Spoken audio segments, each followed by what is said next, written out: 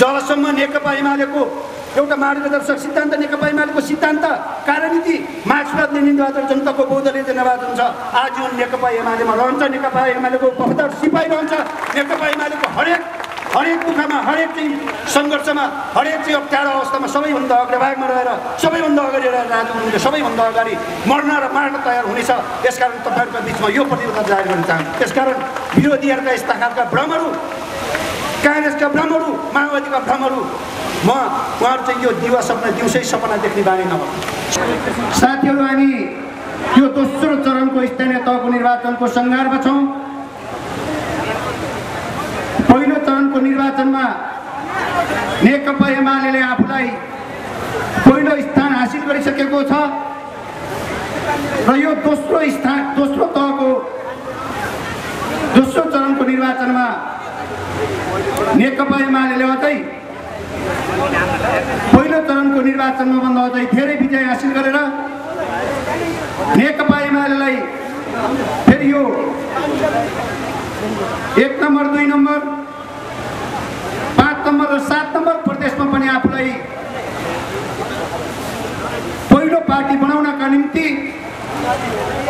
विभिन्न योजनाहरूका साथ जनताको घर दैलोमा गइरहेको छ र खास गरिकन यो क्षेत्रमा 5 नम्बर प्रदेशको यो मुटुमा बुटोल उपमहानगरपालिकामा तपाईँ हामी युवाहरू नेकपा एमालेलाई विजय बनाउनका निम्ति लागिरहेका छौँ।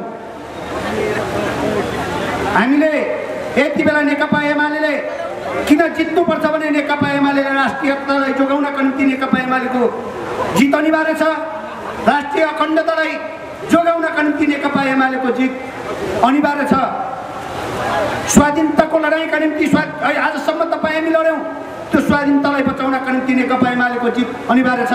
नेपाली जनताले जिताउनका नेपाली जनताको हक र अधिकारलाई आफ्नो घर दैलोमा ल्याउनका निम्ति जुन खालको अवरोध चाहिँ आजसम्म नेकपा एमालेका तपाईँ हामी युवाहरू चाहिँ लडिरहेका अवरोध र खटिरह्यौँ यसलाई सार्थक बनाउनका निम्ति नेकपा एमालेको जित अनिवार्य छ। हामीले ६२-६३को आन्दोलनका उपलब्धिहरूलाई संस्थागत गर्दै हामीले संविधान निर्माण गऱ्यौँ। यो संविधानलाई कार्यान्वयन गर्नका निम्ति नेपालको संविधानलाई कार्यान्वयन गर्नका निम्ति नेकपा एमालेको जित सुनिश्चित गर्नका निम्ति अनिवार्य छ। यसर्थ आज हामी यो चुनावी मोर्चामा चुनावी मैदानमा हामी नेकपा एमालेको विजयलाई सुनिश्चित गर्नका निम्ति बुटोल उपमहानगरपालिकाका युवाहरू हामी एउटा कसम खानका निम्ति हामी कफन बाँधेर यो गर्मीमा पनि यो घाममा पनि घाम नबनिकन यो गर्मी नबनिकन यो साउनको जुन खालको एउटा यो खालको मौसममा पनि हामी नेकपा एमाले जिताउनका निम्ति यहाँ चाहिँ जम्मा भेला भइरहेका छौँ। साथीहरूलाई गर्मी भएको छ। थुप्रै वक्ता साथीले धेरै कुराहरू राखिसक्नु भएको छ। यहाँ अगाडि केही साथीहरू हुनुहुन्छ, कोही हलमा हुनुहुन्छ, कोही बाहिर शीतलमा चाहिँ रुखको छारी मुनि कोही कता साथीहरू हुनुहुन्छ त्यहाँबाट पनि सुनिराख्नु भएको छ। र पनि यहाँ साथीहरूले म संक्षिप्तमा तपाईँलाई पट्टा लगाइसकेको छ। धेरै साथीले भनिसक्नु भएको छ। म संक्षिप्तमा यहाँका अगाडि के राख्न चाहन्छु भने हामी युवाहरू चुनावको ढङ्गबाट नेकपा एमालेलाई विजय गराउनका निम्ति पूर्ववक्ता साथीले भन्नुभयो जस्तै हामी त्यो ढङ्गबाट लागेनौँ भने हामीले आज यो 2 दशकपछि हुन लागेको निर्वाचन जसरी स्थानीय तहको निर्वाचन 2 दशकपछि हुन लागिरहेको छ 2 दशकपछिको निर्वाचन हामी सही ढङ्गबाट लागेनौँ। हाम्रा मतदाताहरूको संरक्षण गर्न सकेनौँ, सुरक्षा गर्न सकेनौँ, नेकपा एमालेलाई विजय बनाउन सकेनौँ भने तपाईँ हाम्रो भाग्य र भविष्य युवाहरूको भाग्य र भविष्य समाप्त हुनेछ। हामीले यस्तो यो एउटा चुनौती र यो अवसर प्राप्त गरेका छौँ। हामी युवाहरू भाग्यमानी छौँ। यो एउटा अवसर यो एउटा चुनौती सँगसँगै एउटा अवसर पनि हामीले प्राप्त गरेका छौँ। यो अवसरलाई सदुपयोग गर्नुपर्ने आजको हाम्रो चाहिँ प्रमुख दायित्व र महत्त्वपूर्ण दायित्व हो। त्यसकारण यो दायित्वलाई हामीले आत्मसात गर्दै नेकपा एमालेको उम्मेदवारहरूलाई आफ्नो ठाउँबाट आफ्नो वडाबाट र यहाँ बुटोल उपमहानगरपालिका मेयर उपमेयरलाई हामी विजय गराउनका निम्ति हामी आवरत र खट्नेछौँ र हामी जस्तोसुकै परिस्थितिमा पनि जस्तोसुकै चुनौतीहरूलाई पनि सामना गर्दै नेकपा एमालेलाई विजय गराउनका निम्ति लाग्नेछौँ। यो कसम खानका निम्ति यो प्रतिबद्धता जाहेर गर्नका निम्ति आज हामी यहाँ एक ठाउँमा उपस्थित भएका छौँ र त्यो कफन बाँधेर हामी आफ्नो आफ्नो वडामा जानेछौँ। हामी निर्वाचनको बेलामा अहिले थुप्रै साथीले भनिसक्नु भएको छ कि नेकपा एमाले आफ्ना उम्मेदवारहरू लिएर प्रत्येक वार्डमा प्रत्येक टोलमा गएको छ। मेरो उपमेयर अघि नै तपाईँहरूको बिचमा परिचित गरेर गइसक्नु भएको छ। अहिलेको एउटा परिस्थिति के छ भने जनतामा युवाहरूमा तपाईँ युवा साथीहरूमा सुन्न सक्ने त्यो खालको एउटा शक्तिमा पनि अलिकति कमी छ। हामी सबैमा त्यो कमी छ। हामी अहिलेको राजनीति भनेको सम्पूर्ण व्यवस्थालाई सही दिशामा सही ट्र्याकमा लैजाने एउटा नीति हो। हामीले यो राजनीतिलाई सही गर्न सक्यौँ भने, यो राजनीति सही ढङ्गबाट चाहिँ अगाडि बढ्न सक्यो भने मात्र तपाईँ हामीले परिकल्पना गरेको, तपाईँ हामीले सोचेको, तपाईँ हामीले चाहिँ जुन खालको एउटा तपाईँ हाम्रो सपना छ त्यो सपनालाई साकार बनाउन सक्छौँ, साकार पार्न सक्छौँ। यदि राजनीति गलत दिशातर्फ गयो भने, राजनीति गलत ट्र्याकमा गयो भने तपाईँ हामीले पुरपुरमा हात राखेर थैयो भनेर दुर्भाग्य, त्यो यस्तो खालको दुर्भाग्य, यस्तो खालको दुर्घटना बेहोर्नु परेछ।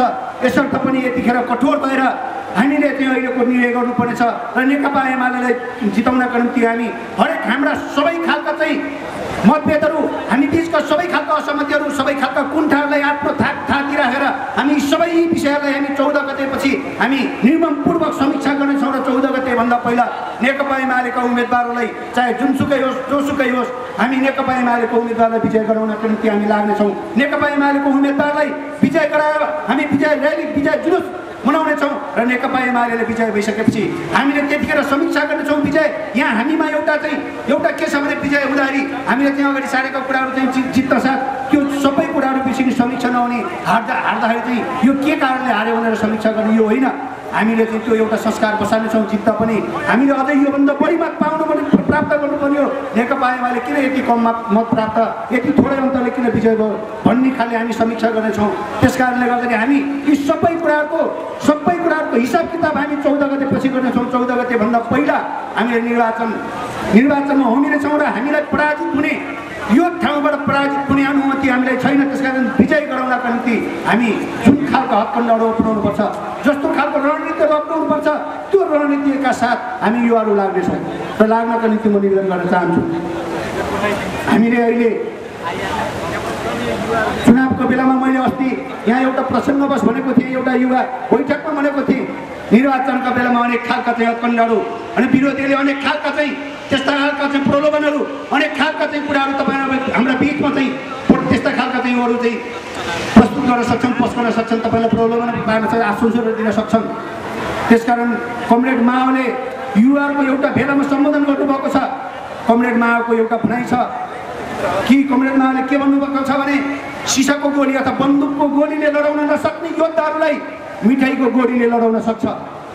त्यसकारण यो निर्वाचनको बेलामा तपाईँलाई चाहिँ हामी हिजो 46-47 को आन्दोलनमा लड्यौँ, 62-63 को आन्दोलनमा लड्यौँ, यहाँ माओवादीका फाँसीवादी त्यो खालको एउटा माओवादीको ज्यादतीको विरुद्धमा लड्यौँ, हामी मण्डलका विरुद्धमा लड्यौँ, काङ्ग्रेसका यो नेविसनका भिजिलान्तेका विरुद्धमा लड्यौँ र आज त्यसका विरुद्धमा लड्दा हामी कहीँ डगमगाएनौँ। हामी अविचलित रूपमा निरन्तर रूपमा आज यो ठाउँसम्म आइपुग्यो। नेकपा एमाले यो ठाउँमा ल्याउनका निम्ति तपाईँ हाम्रो आफ्नो ठाउँमा आफ्नो अनुभव, आफ्नो योग्यता, आफ्नो क्षमताका हिसाबले यो पुटल रूपमा महानगरमा यो 4 नम्बर क्षेत्रमा यो 5 नम्बर प्रदेशको यो केन्द्र भागमा हामीले यो तहसम्म पुर्यायौँ।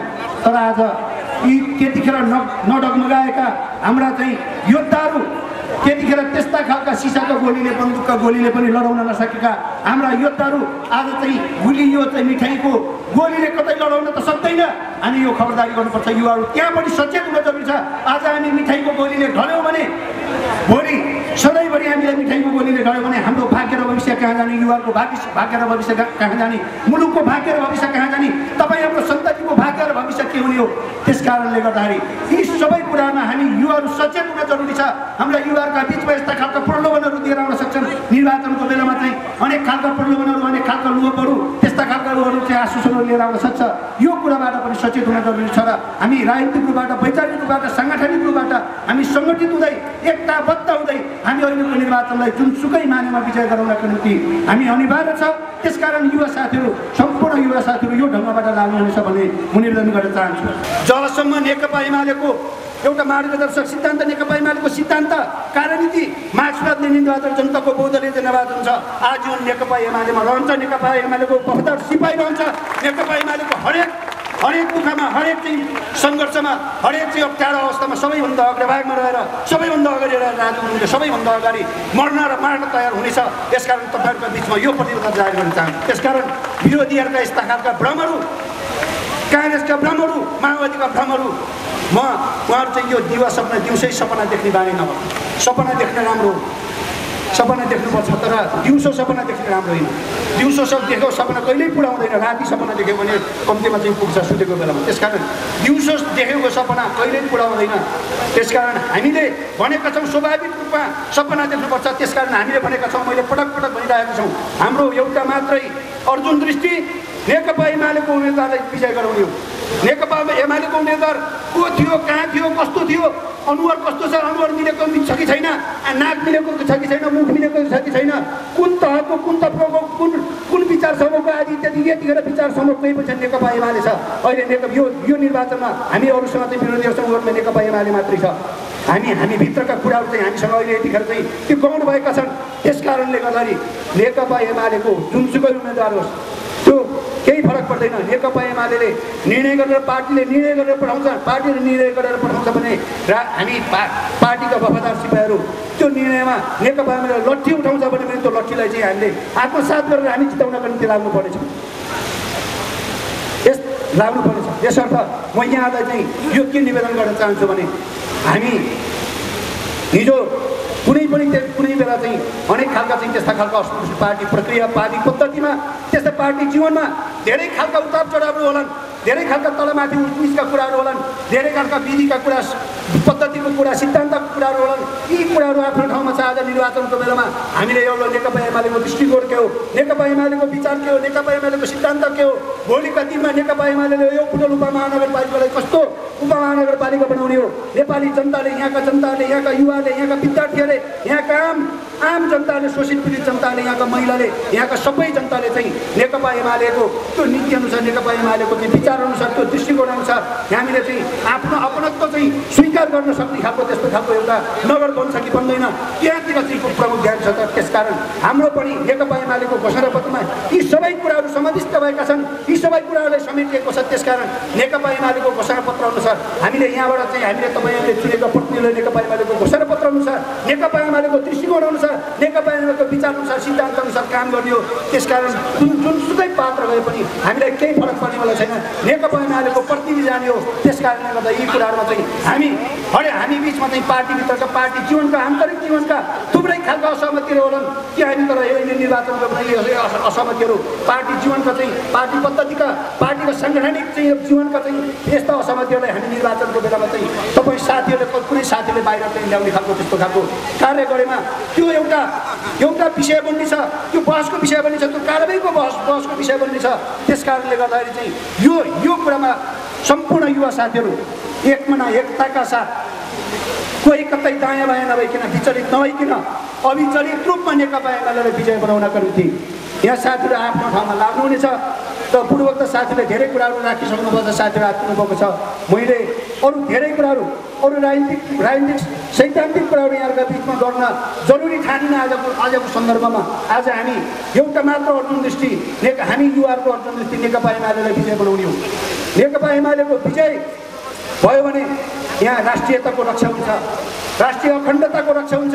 अघि नै साथीले भनिसक्नुभयो कि एउटा यो 5 नम्बर प्रदेशलाई टुक्राउने खालको त्यो सुकालु खेलहरू भएको छ। त्यसकारण हामीले त 5 नम्बर प्रदेशको राजधानी बुटवलमा बनाउन खोजिरहेका छौँ। नेकपा एमाले जित्यो भने 5 नम्बर प्रदेशको राजधानी बुटवलमा हुनेछ। त्यो बुटवलमा 5 नम्बर प्रदेशको राजधानी बनाउनका निम्ति पनि यो बुटवल उपमहानगरपालिका नेकपा एमाले जित्न जरुरी छ, अत्यन्त जरुरी छ, अनिवार्य जरुरी छ। त्यसकारण नेकपा एमालेलाई जुनसुकै मानेमा यो बुटवल उपमहानगरपालिकामा विजय गराउनु छ।